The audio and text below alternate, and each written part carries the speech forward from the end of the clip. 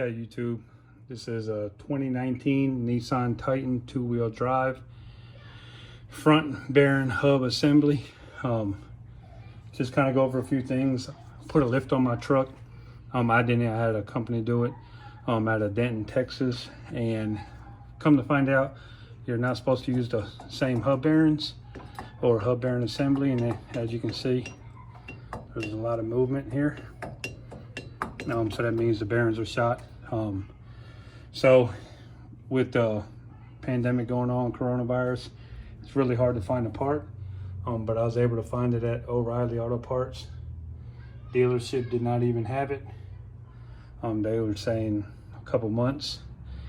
So process that I actually did, I took the wheel off, took it and had it checked out first. Had a company does free test on it, and they found out it was out just to verify for me. So I ordered the part.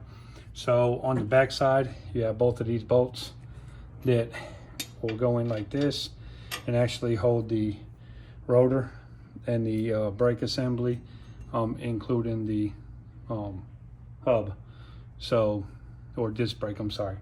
So when I take these two bolts out, I can take the whole thing off together, and in addition I can take off the disc itself. So it makes it a lot easier. Instead of trying to take out the other two, I get the ones that are down in here that connect here and here. Just makes it easier. So once I do that, I'll disconnect this part, follow it up all the way up to right there, disconnect it, and then I have 3 bolts on the back side, which are back here.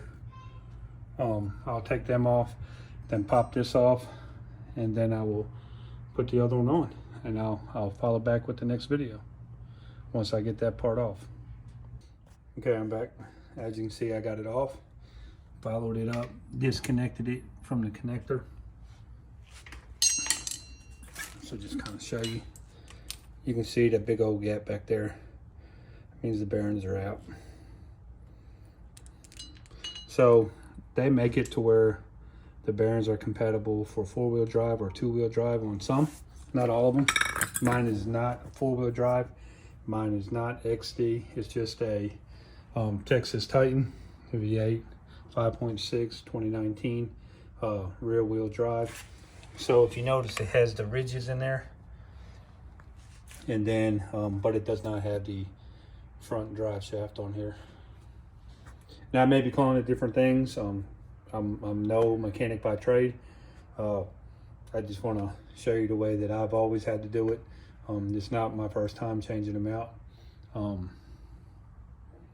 But when I looked it up on YouTube to see if anybody else had a 2019, nobody else did. It was all 2012s to 2015s. So I guess I'm the lucky one that went out because I put a lift on it. As you can see, I got 24 by 12s on with a 6-inch lift. And that you're supposed to change these out in the event you change out your arms and everything. So I did not. The company that I hired to do it did not. Learned the hard way. So now I'm actually changing it out now. So I'll put this on and I'll get back. Okay, I just got it set up there. Important thing, make sure you use some Loctite on your bolts before you put them in. You do not want a bolt coming out. So I don't take any responsibility for anything that you guys do that I've done. I may be wrong on something. This has always worked for me in the case something comes up. So I always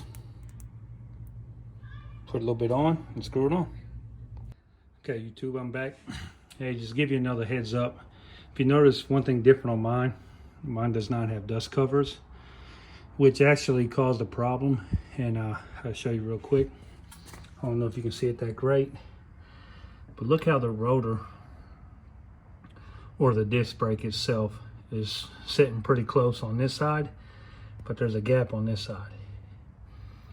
So I still got clearance, but man, that's cutting it pretty close. So the company that put the lift on took them off.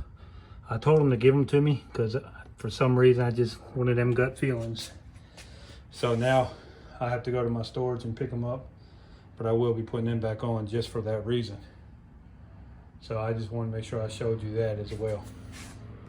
So the disc cover would actually go behind the hub assembly too, so that's it.